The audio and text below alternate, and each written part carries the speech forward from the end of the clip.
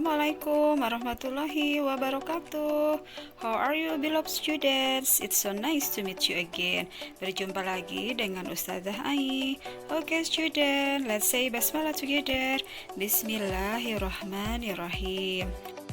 Hari ini kita akan belajar tema 4, subtema 1, sehat itu penting. We're going to learn about blood circulatory system of human. Sistem peredaran darah pada manusia. Tujuan pembelajaran kali ini adalah peserta didik dapat menjelaskan tentang organ peredaran darah pada manusia dan fungsinya. Allah berfirman dalam Quran surat Qaf ayat 16 yang artinya, dan sesungguhnya kami telah menciptakan manusia dan mengetahui apa yang dibisikkan oleh hatinya, dan kami lebih dekat kepadanya daripada urat lehernya. Dalam tubuh kita terdapat sistem peredaran darah. Mengalirnya darah dalam tubuh kita disebut sistem peredaran darah. Darah terdiri atas dua komponen utama, yaitu plasma darah dan sel-sel darah. Plasma darah merupakan komponen penyusun darah yang paling banyak, sekitar 55%, terdiri atas protein-protein darah. Masya Allah. Sel-sel darah tersusun atas eritrosit, sel darah merah, leukosit, sel darah putih, dan trombosit, keping darah.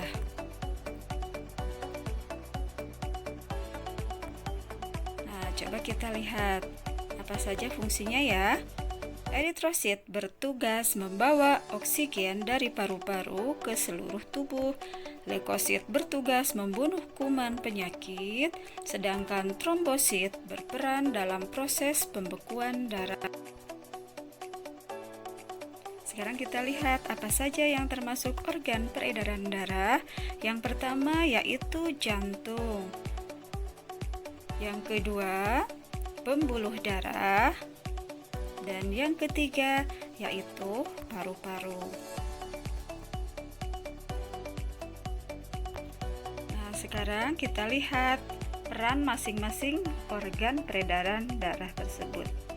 Yang pertama yaitu jantung. Jantung terletak di dada kiri sebelah atas, berfungsi memompa darah ke seluruh tubuh.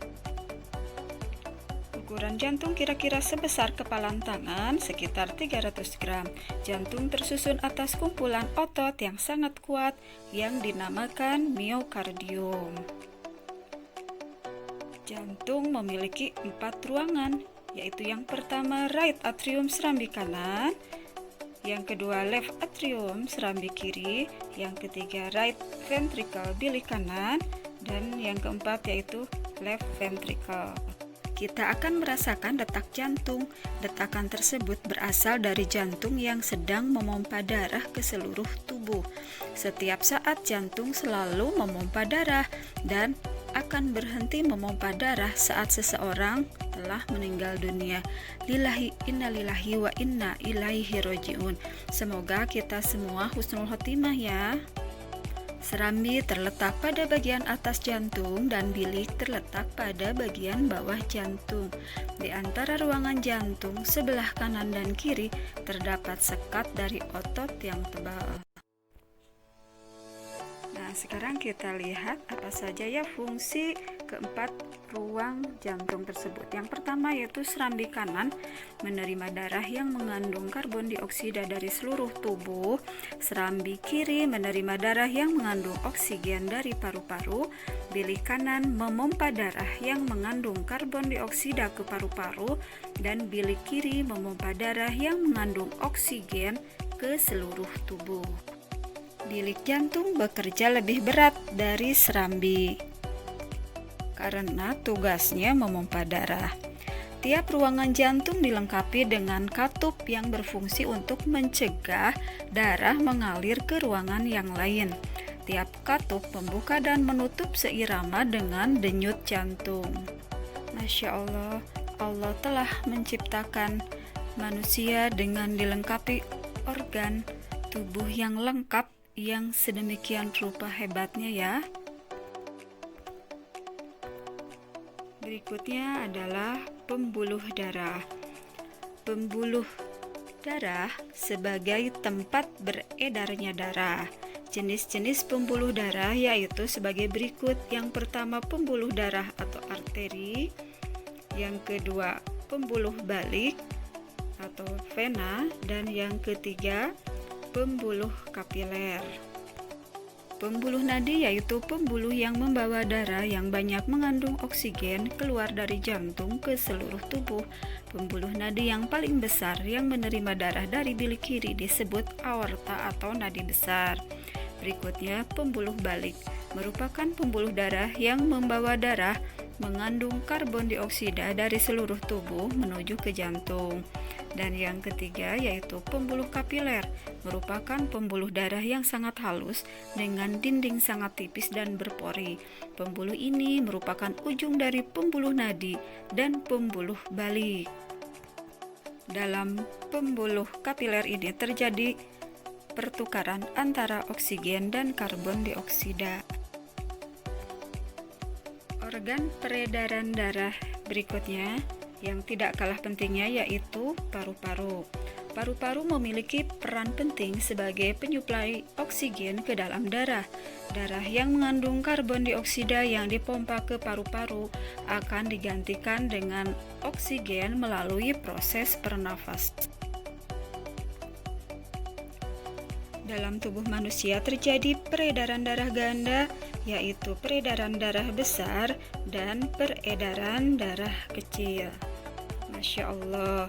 Sekarang kita lihat apa saja perbedaannya ya.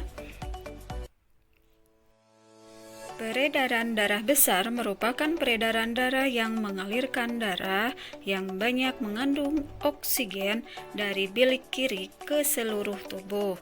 Oksigen akan bertukar dengan karbon dioksida di jaringan tubuh. Kemudian darah yang banyak mengandung karbon dioksida akan dibawa menuju ke serambi kanan jantung melalui pembuluh vena.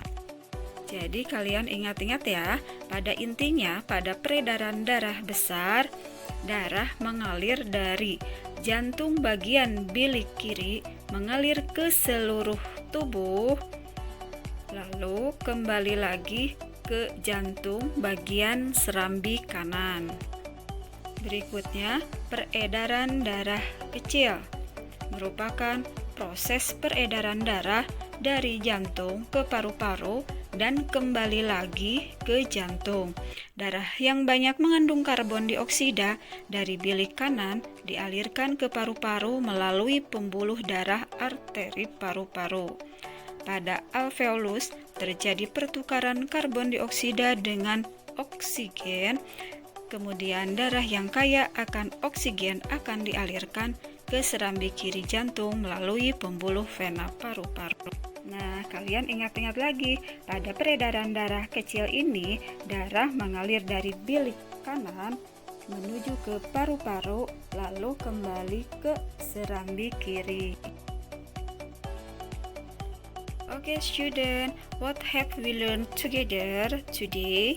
Yang pertama, kita sudah belajar tentang mengalirnya darah dari dalam tubuh, disebut sistem peredaran darah.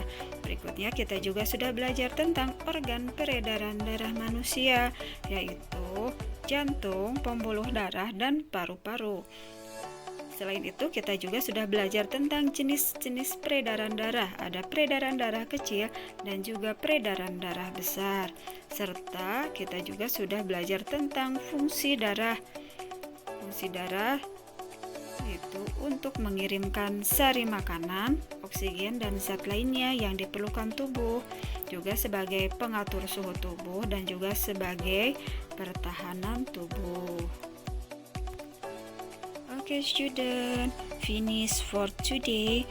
Semoga Allah selalu memberi kita kesehatan, keberkahan, dan kemudahan dalam segala urusan kita ya. See you next time. Alhamdulillah. And never lose hope because it's a key to reach your dream. Wassalamualaikum warahmatullahi wabarakatuh. Thank you very much.